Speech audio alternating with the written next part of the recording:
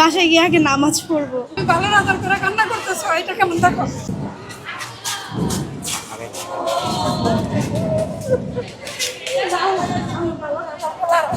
ভালো মানুষ ইয়ে করে আর তুমি ভালো রাজার করে কান্না করতেছো, এটা কেমন দেখো? এই যে ধরো, এই কান্না কি খুশির কান্না? যে এটা খুশির কান্না। অনেক 10 বছর সাধনার পর এটা খুব খুশির কান্না। তুমি কথা বলো, কথা বলো। একটু আপনার অনুভূতি জানতে চাই। অনেক ভালো লাগতেছে, অনেক কষ্টের পরে এটা। কেমন কেমন হয়েছে রেজাল্ট? আজকে আপনার কি পেয়েছেন? Golden A plus. আচ্ছা, উনি কি আপনার আম্মু হয়? হ্যাঁ। আম্মুকে ধরে কান্না করে দিলেন। এই যে আপনার সন্তান ভালো রেজাল্ট করেছে, আপনার অনুভূতি জানতে চাই, কেমন লাগছে? আমার কাছে খুবই ভালো লাগতেছে, যা ভাষায় প্রকাশ করতে পারতেছি না। আপনিও কান্না করে দিচ্ছেন? আমার সন্তানের সাফল্য হয়েছে আমাদের কাছে সবচেয়ে বড় পাওয়া। আপু কি হতে চান বড় হয়ে? কি স্বপ্ন আপনার? মেডিকেলে পরীক্ষা দিতে চাই। আপনি কি সায়েন্স নিয়ে পড়ছেন? এই যে আপনার আম্মু আপনার খুশিতে আপনার আম্মুর চোখে পানি আসছে।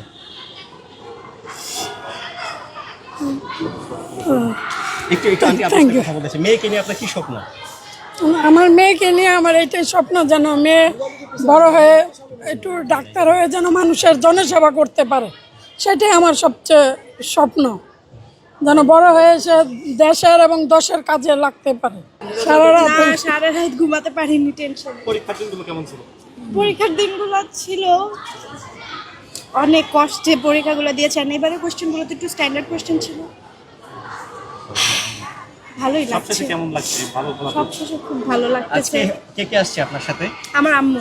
আপনার বাবা আসেনি? আমার বাবা একটু সিক, এর জন্য আসতে পারেন। বাসায় গিয়ে আগে নামাজ পড়বো। হ্যাঁ, বাসায় গিয়ে আগে নামাজ পড়বো। রোজাও ছিল, আবার আজকেও, কালকে আগামীকালও আরেকটা রোজা রাখবে। সে গতকালও রোজা ছিল। রোজাও ছিল? জি। পরীক্ষার প্রস্তুতি কেমন ছিল? আপনি কি দেখেছেন? না, এর সে সকাল রাত 11টা পড়তে বসলে রাত ভোর 3টা পর্যন্ত।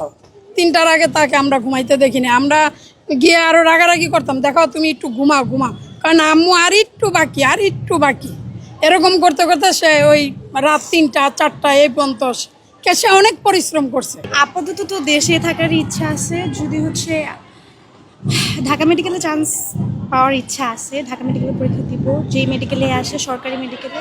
তো আল্লাহ যদি চায় অবশ্যই পাবো, আর যদি না চায় তাহলে হচ্ছে দেশে থেকে কিছু করবো। আমার খুব স্বপ্ন, আমার বড় মেয়েকে নিয়েও একটা স্বপ্ন ছিল, তো বড় মেয়েটা হয়নি, এই বিকারণেতেই পড়ছিল, তো এখন ঢাকা ভার্সিটিতে আছে।